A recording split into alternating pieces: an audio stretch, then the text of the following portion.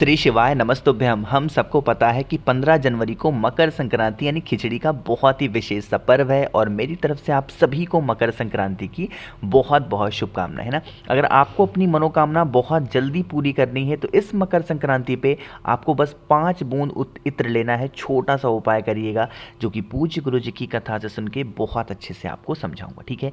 इस उपाय के लिए हमें लेना होगा इत्र। मैंने स्क्रीन पे आपके सामने परफ्यूम लगा रखा है। ये परफ्यूम का कभी भी इस्तेमाल आपको नहीं करना होता है पूजा पाठ में। किसी भी स्टोर पे जाना, इत्र लेना। इत्र के साथ में आपको लेना होगा एक बेलपत्र जो कि बहुत प्यारी हो, बहुत ज़्यादा सुंदर सी। अब उसके बाद में एक तांबे का लोटा लेना जिसमें जल भरना और इस जल के अंदर 5 बूंद जो आपने इत्र लिया है वो डालेंगे, ठीक है।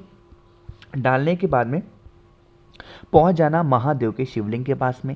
सबसे पहले आपके पास में एक बेलपत्र है, उसको अपने पास में रखना। जो आपके पास में इत्र वाला जल है वो महादेव के शिवलिंग के ऊपर चढ़ाओगे और उसके बाद में आपको क्या करना है, इत्र वाला जल चढ़ाने के बाद में अपनी मनोकामना, अपनी विशेष कहते हुए जो आपके पास में एक बेलपत्र है ना, उसको भी महादेव के शिवलिंग के ठीक ऊपर समर्पित कर देना, ठीक है। समर्पित कर दिया। समर्पित करने के बाद में उसके बाद में फिर से एक लोटा शुद्ध जल तांबे के लोटे से उसी बेलपत्र के ऊपर चढ़ा देना, ठीक है। जो भी इंसान मकर संक्रांति पे इत्र वाला जल के बाद में एक बेलपत्र समर्पित कर देता है अपनी मनोकामना कहते हुए, महादेव उसकी सारे विशेष पूरी करते हैं, सारी मनोकामनाएं पूरी करते हैं।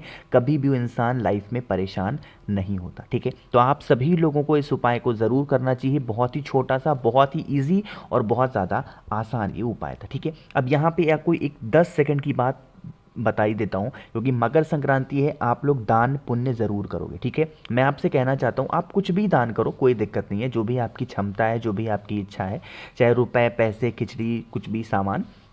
आप कभी भी ऐसे इंसान को दान मत करना जिसके पास सब कुछ है, चाहे वो किसी भी कास्ट का है।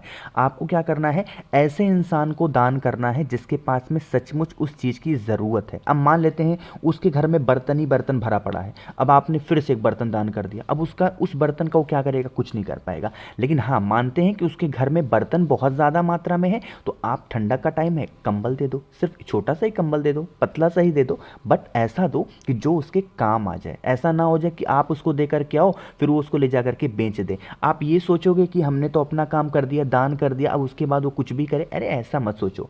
आप किसी भी इंसान को दान करो, चाहे वो पंडित जी को दो या फिर किसी जरूरतमंद को दो, ये सोच के दिया करो कि वो इंसान इसे यूज करेगा, तभी दान किया करो। वरना ऐसे फॉर्मेलिटी के लिए दान करने का कोई मतलब नहीं है। ना ही उससे भगवान खुश होंगे, ना ही आपको उससे पुण्य की प्राप्ति होगी, ना ही कुछ होगा, ठीक है। तो भाई मैंने अपनी तरफ से कोशिश की है आपको समझाने की। तो अगर आप लोगों में से किसी को भी मुझसे फ़ोन पे बातें करनी है तो आप हमें इंस्टाग्राम या फिर फेसबुक फॉलो कर सकते हैं, जिसके लिए सर्च करिएगा द नेचुरल प्लैनेट 108। वहाँ पे हम लोग बहुत सारी बातें करेंगे। और यहाँ पे अगर आप मेरी आवाज़ पहली बार सुन रहे हैं तो चैनल को सब्सक्राइब करेंगे, वीडियो को लाइक सभी को करना है। श्री शिवाय नमस्तुभ्यम।